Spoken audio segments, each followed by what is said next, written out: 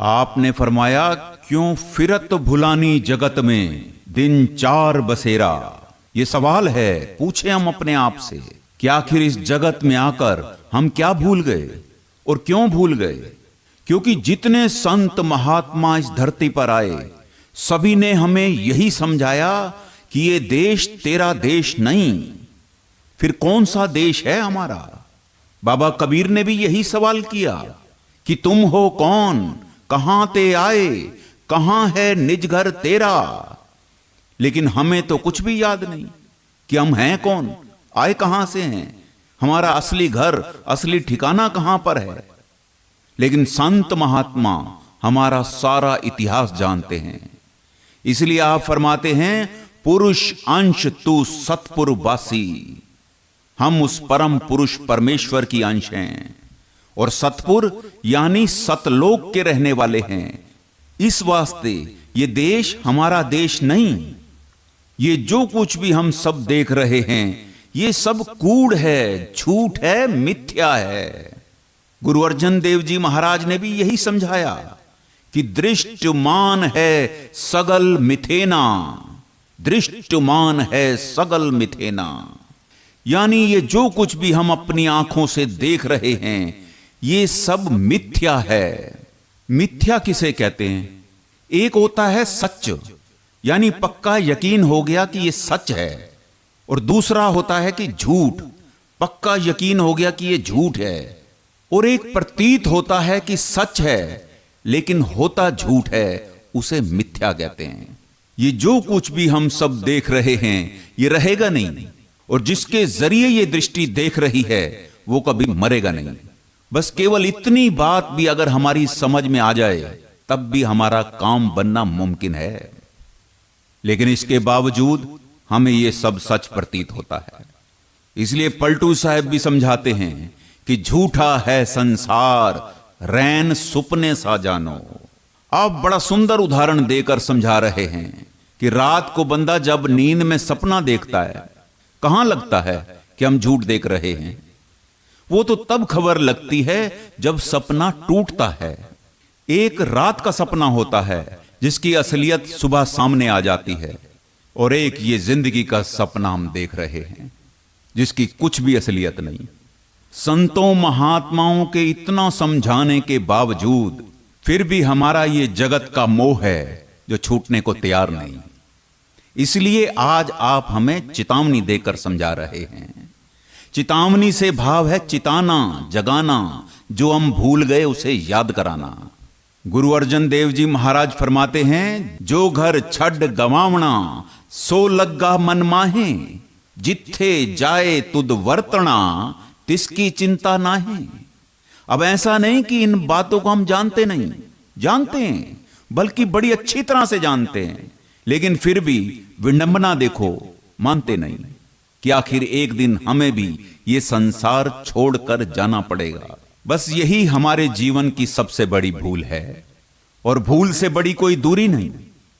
आज हम सारे सत्संग में बैठे हैं, इस शब्द के जरिए हमें भी अपनी भूल पूछनी है कि आखिर हम जो भूल गए, कि हे मालिक कृपा करके हमें वो चेता कराओ, याद कराओ। क्योंकि आज हम वही चेता करने आए हैं जो हम खुद नहीं कर सकते, क्योंकि भूल गए। और ये बात भी पक्की है कि संसार में जितनी बड़ी भूल होती है उतना बड़ा धोखा होता है, और जितना बड़ा धोखा होता है उतना बड़ा पछतावा होता है। और इस बारे गुरु नानक देव जी फरमाते हैं कि भुलावड़े भुल्ली भुल भुल पछोताणी। इस जगत के ऐसे भुलावे में भूल गई ये जीव रूपी स्त्री, जिसके कारण आज तक पछतावा ही पछतावा इकट्ठा कर रही है। क्योंकि एक भूल और भूल और भूल फिर और भूल, जिसके कारण हो रहा है बार बार का जन्म मरण का पछतावा ही पछतावा। क्योंकि ये भूल भरम भुलेखा पछतावा ही बनता जा रहा है। जैसे जैसे भूल बढ़ती गई वैसे वैसे पछतावा भी बढ़ता चला गया। संसार में किसी के साथ 5, 10, 50 लाख का धोखा हो जाए, होते हैं धोखे, हर एक के जीवन में कभी ना कभी कोई ना कोई धोखा तो जरूर हुआ होगा। आप फरमाते हैं कि संसार का धोखा तो पूरा हो जाएगा, इस साल नहीं अगले साल हो जाएगा, अगले साल नहीं 5 साल बाद पूरा हो जाएगा। पर इंसान की देह में श्वासों की पूंजी का अगर किसी के साथ धोखा हो गया, वो पूरा नहीं हो सकता। ऐसे नहीं पंचम पातशाह ने फरमाया कि कुरिए कुरिए वेंदिया तल गाड़ा मैं रेर वेखे छिट्टड़ थीम दो जाम खिसंदो पेर। ये मुल्तान की भाषा है, इसलिए आप उदाहरण देकर समझा रहे हैं कि बंदा जब किसी दरिया के किनारे पर चल रहा हो और किनारा बहुत ही छोटा हो, इतना छोटा जिस पर सिर्फ पैर ही आता हो, और वो बंदा अगर इस बात का ध्यान ना रखे और पैर स्लिप हो जाए तो नतीजा क्या होगा। ठीक इसी तरह से 84 लाख योनियों के बाद मनुष्य देह की एक ऐसी हमें पगडंडी मिली है, अगर हमने इस पर ध्यान नहीं दिया, पैर स्लिप हो गया, तो इसके नीचे तो 83,99,999 योनियों के बड़े गहरे गड्ढे हैं, जिसमें गिर गए तो कोई पूछने वाला नहीं। लेकिन इसके बावजूद हमारी समझ में क्या आता है। पंचम पातशाह ने फरमाया, सच जाने कच वेंद्यो तू आगू आगे सलवे। आप समझाते हैं कि तू अभी भी इस कच्चे जगत को सच मान रहा है, इस नाशवान संसार को अविनाशी समझ रहा है। जो बंदा पीतल को सोना समझे, धोखा तो उसके साथ होगा ही। जिसने भी संसार को अपना समझा, जिसने भी संसार को सुखदायी समझा, जिसने भी संसार को सदा रहने वाला समझा, याद रखें कि वो एक दिन जरूर दुखी होगा।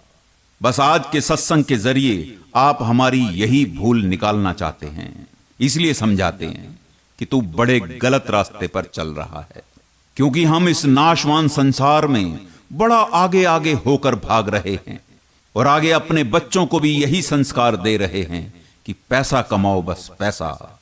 यही कारण है कि आज हमें घर परिवार याद है, अपनी जमीन अपनी दुकान याद है, लेकिन जिसने सब कुछ दिया वो याद नहीं, और इसी याद में घूम रहे हैं कई सालों से, कई जन्मों से।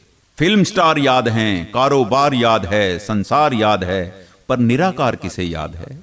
और दूसरी बात आपने फरमाया, बेया ढल पब्बण ज्यों जम्यो।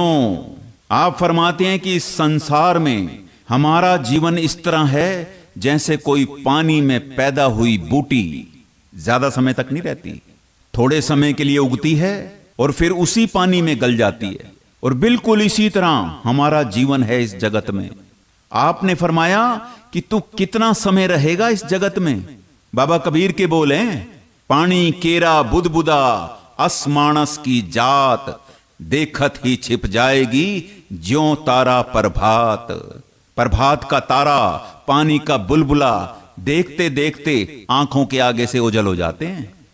ठीक इसी तरह हमारी जिंदगी भी देखते देखते निकल जाएगी, और निकल रही है, निकल रही है। इसलिए नौवीं पातशाही ने समझाया, चेतना है तो चेत ले निस दिन में प्राणी, छिन छिन औद व्याध है फूटे घट जो पानी। आप फरमाते हैं जिस मालिक को हमने भुला दिया उसे याद करना है तो अभी से करें, क्योंकि समय हाथ से निकलता जा रहा है। आपने फरमाया छिन छिन औद व्याध है, जैसे फूटे घड़े में से पानी निरंतर निकलता रहता है, उसी तरह हमारी जिंदगी भी श्वास श्वास घट रही है। इसलिए गुरु रविदास जी ने फरमाया, क्या तू सोया जागे आना, तै जीवन जग सच कर जाना। तन जाग जाता है टेलीफोन की घंटी से, कुत्ता भौंक पड़े, बिल्ली बर्तन गिरा दे, ठंड पड़ जाए, ज्यादा गर्मी हो जाए, कोई गाड़ी का हॉर्न बजा दे, तब भी ये तन जाग जाता है। इस तन को जगाने के तो हजारों तरीके हैं, लेकिन सवाल तो ये पैदा होता है कि ये मन कैसे जागेगा। इसके बारे गुरु रामदास जी महाराज ने समझाया कि सिमर सिमर सिमर गुरु अपना, सोया मन जगाई। इस मन को जगाने का केवल यही तरीका है कि अपने सतगुरु के बख्शे हुए नाम के सिमरन के द्वारा हम इस सोए हुए मन को जगा सकते हैं। और इस बात का आपने आज के सत्संग में आगे चलकर खुलासा करना है कि क्यों जरूरत है हमें सतगुरु की, क्यों जरूरत है उसके बख्शे हुए सिमरन की। पलटू साहब ने फरमाया, पलटू मैं पापी बड़ा, भूल गया भगवान, भूल गया भगवान। एक बच्चा पैदा हुआ तो मां ने अपने बच्चे को याद कराया कि ये तेरा बाप है, नहीं तो बच्चे को क्या पता था। मां ने केवल उसे याद कराया और वो याद उसकी सारी जिंदगी परिपक्व रही।